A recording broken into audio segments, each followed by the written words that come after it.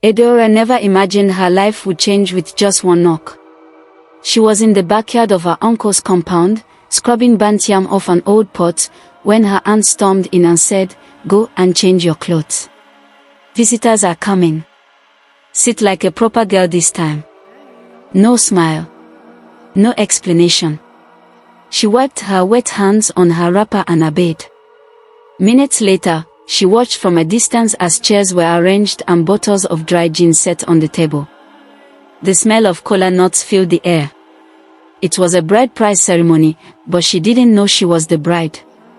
Until someone whispered, "No Adaora dem dey marry go house today." Her heart dropped. She hadn't been asked. She hadn't even been told. That night, she confronted her uncle Ibe, the only relative she had left since her mother died. He didn't deny it. "You should be grateful," he said, slapping his palm against a brown envelope filled with cash. Okeke family is rich. Nana is their only son. You'll eat well for the first time in your life. But he can't walk, she whispered. He scoffed. Does a cripple not deserve a wife? Adaora stared at him, mouth open, heart thumping. No one cared what she felt. No one cared that her life was being traded like a basket of bitter leaf. The next 2 weeks passed in silence. Adaora moved like a ghost. On the morning of the wedding, village women gathered in the hut to braid her hair and paint her face. One of them, half joking, said, "Just make sure he doesn't fall off the bed on the wedding night." Oh. They laughed. She didn't. Outside, the drummers played. Aunties danced. Her uncle grinned like a man who had just sold off his last piece of land. But Adaora, she couldn't breathe. They dressed her in lace and gold. They pushed her forward. They told her to smile. And finally, they sat her beside a man in a wheelchair. Nana Okeke. His eyes were tired, sunken. He didn't say much. Just looked at the ground, ashamed. And she kept her head down, silent. That night, when the house had emptied and the last wrapper stopped rustling, she walked into the room she was now expected to call hers. And there was Nana, alone, trying to drag his body across the floor to reach the bathroom. He didn't hear her enter. But when he noticed her standing there, he stopped. Then with a voice heavy with guilt, he said, "I told them not to force you." Adaora said nothing. She turned away, and let the tears fall where no one could see. The compound of the Okeke family was large, 3 cement houses, 2 barns, and a yard wide enough to host the entire village. But to Adaora, it felt like a prison. The compound was quiet most of the day. Nana barely left his room. Madam Ebo, his mother, ruled with her eyes and her tongue. Sharp. Cold. Always watching. By the second week, Adaora understood her place, not as a wife, but as a housemaid with a ring. She was the first to wake, the last to sleep. Madam Ebo assigned her duties with precision, sweeping the front yard, boiling hot water for Nana's sponge bath, pounding yam, then scrubbing the veranda till her fingers turned pale. All while hearing whispers from women who passed the gate. "Not so she marry wheelchair. Better cripple than hunger, abeg. She dey enjoy now, see her soft skin." If only they knew. Adaora hadn't said a full sentence to Nana since their wedding night. Not out of hatred, but because she didn't know what to say. He barely left his bed. Meals were brought to him on trays. Most times, he barely touched them. But one afternoon, something changed. She was walking past his window when she heard a crash. A bowl had fallen. Then came the sound of something being dragged. Hard. Heavy. She opened the door quickly, and froze. Nana was on the floor. Halfway between his bed and the bathroom. His arms trembling, sweat covering his face. The wheelchair sat far behind him, useless. He looked up, ashamed. "Please, just close the door. But Adaora didn't. She stepped inside, dropped to her knees, and without a word, wrapped her arms under his shoulders and helped him up. It took all her strength. He was heavier than he looked. But she managed to get him seated again. For a moment, he avoided her eyes. Then he whispered, "You don't have to. You're not here by choice." Her voice was quiet but steady. "I know. But neither are you."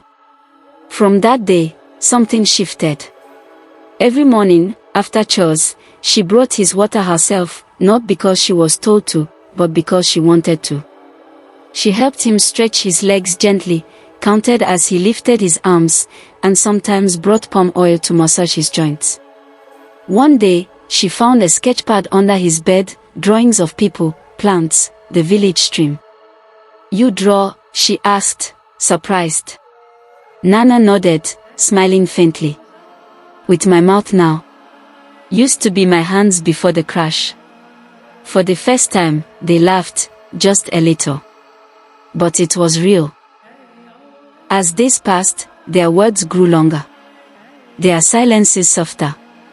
And when he asked, "Why are you being kind to me?" she looked him in the eye and said, "Because nobody was kind to me when I needed it."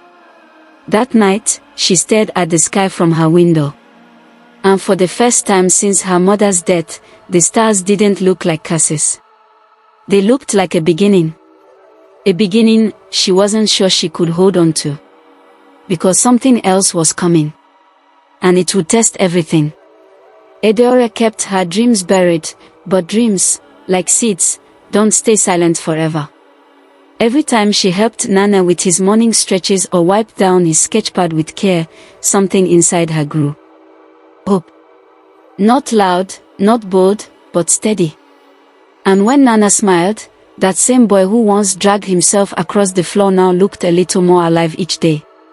One afternoon, he asked her, "What did you want to become before life changed?" She paused. Then said, "A teacher. I wanted to write my name on a blackboard, and have children say, 'Good morning, Ma.'" But that was another life.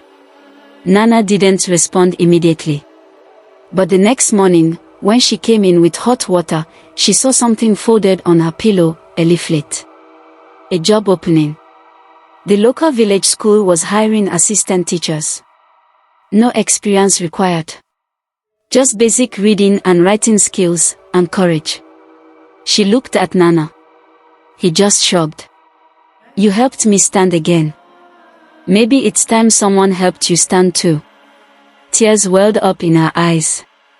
She filled out the form that same night, with his help, and gave it to a passing merchant to submit in town. Days passed. Then weeks. Then the letter came. It arrived quietly, slipped between a bag of rice and a basin of tomatoes the merchant delivered to the compound. Adaora opened it behind the yam barn, her hands trembling. "Dear Miss Adaora, we are pleased to inform you." She gasped. She covered her mouth.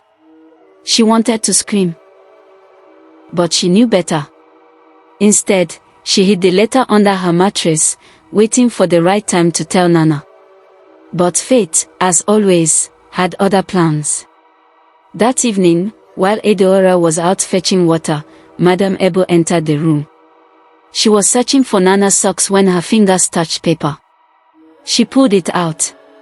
When Adaora returned, she found the courtyard quiet, too quiet. Then came the shout.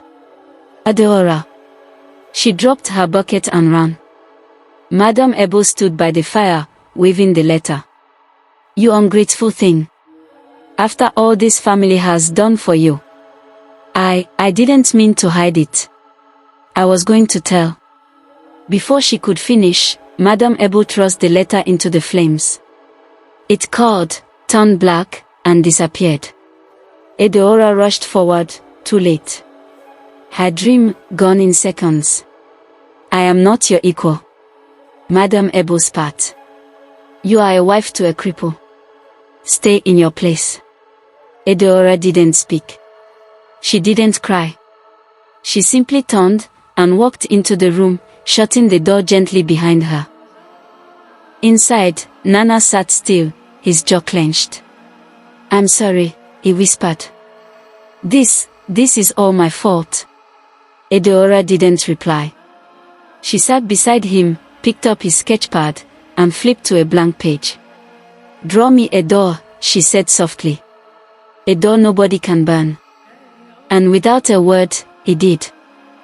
Adaora no longer cried. Not when Madame Ebo insulted her. Not when the villagers mocked her. Not even when her hands blistered from washing 2 weeks' worth of bedsheets while others relaxed. She had stopped expecting kindness. But she hadn't stopped moving. Every night, after chores and after Nana had gone to bed, Adaora sat by the kitchen lantern with a borrowed chalkboard slate and old exercise books. And she studied. Every letter. Every sentence. Every page of Nana's old school notes. Some nights, she could barely keep her eyes open. But she kept going. Because she had nothing left to lose, and everything to prove. Then one afternoon, Nana called her into his room and placed an envelope in her hand. "What's this?" she asked. "My personal savings. I've been keeping it since before the accident. Use it. Reapply. Go in person if you have to." She shook her head. "Your mother." He cut her off. "Let me worry about her. Let me do something that matters." She stared at him.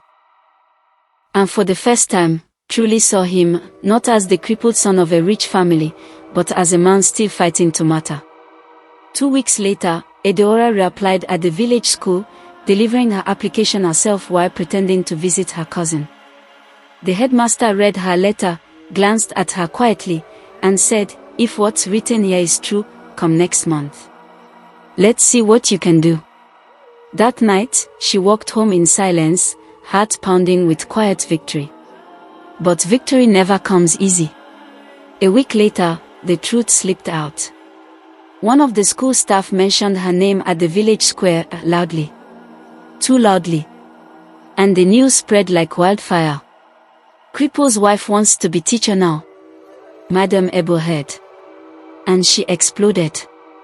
The next morning, as Adaora stepped out of the house with a basin of clothes, Madame Ebo grabbed the wrapper from her waist in front of 2 neighbors and shouted, "Is this what you're doing behind my back? Going around disgracing this family?" Adaora stood frozen. Eyes watched from behind door frames and cooking pots. No one stepped in. Not even Uncle Ibi, who had come to visit and sipped his palm wine quietly. Then Madame Ebo raised her voice louder. "Answer me. Who gave you permission to parade like a queen? You think because you wash my son's feet, you're now important?" Something snapped. Adaora straightened her back, tightened her wrapper, and faced her mother-in-law squarely. "I am not a queen," she said, her voice trembling but steady. "I'm a girl you never saw. A girl you turned into a servant. A girl your son leaned on when everyone else turned away." Gasps rippled through the compound. "And yes," she continued, "I'm going to be a teacher. Because it's the only thing I have left that is truly mine." Then from behind, another voice spoke.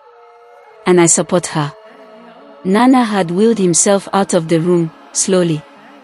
But this time, not just with his hands. He had 2 crutches under his arms. Arms that trembled, but held firm. He stepped forward. 1 step. Then another. The crowd was silent. Then murmurs. Then awe. "He's walking. He's trying to walk again." The news spread like rain through dry leaves. Nana Okeke walked. And it was Adaora who made it happen. By evening, the compound was crowded. Not with gossipers this time, but with elders. Curious ones. Quiet ones. Even the village chief's messenger came by, pretending to collect something, but pausing longer than necessary at the gate. Inside the house, Madame Ebo sat on a low stool, her face blank. She hadn't spoken since morning. She didn't eat. Not even when her cousin offered fresh pepper soup.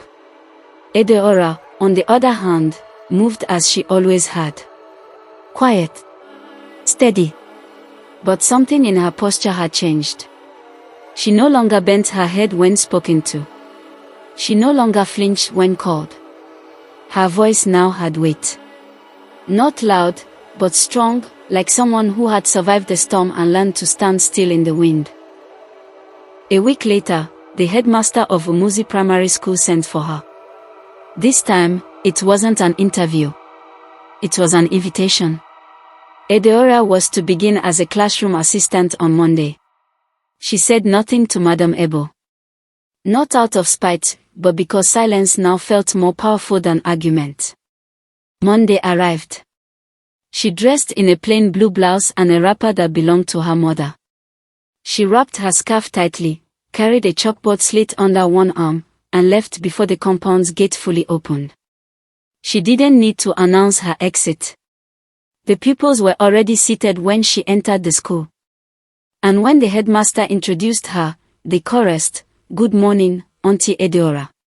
She paused, heart racing. The chalk felt heavy in her hand. Then she stepped forward, picked a piece of white chalk, and wrote, "Welcome." The letters were shaky. Not perfect. But hers. Later that week, as the school held its Founders' Day ceremony, the headmaster surprised everyone by calling Adaora forward. He handed her a certificate of recognition. She came from nothing, he said, but gave someone everything. And now, she gives to our children. The crowd clapped. Long, loud. In the middle of it all, someone stood from the back row and slowly made his way forward. Nana. On crutches. His steps were slow but steady. Every footstep was louder than the drums. He walked up to Adaora, pulled out a folded note, and handed it to her. It read, "To the woman who helped me walk, thank you for teaching me how to stand."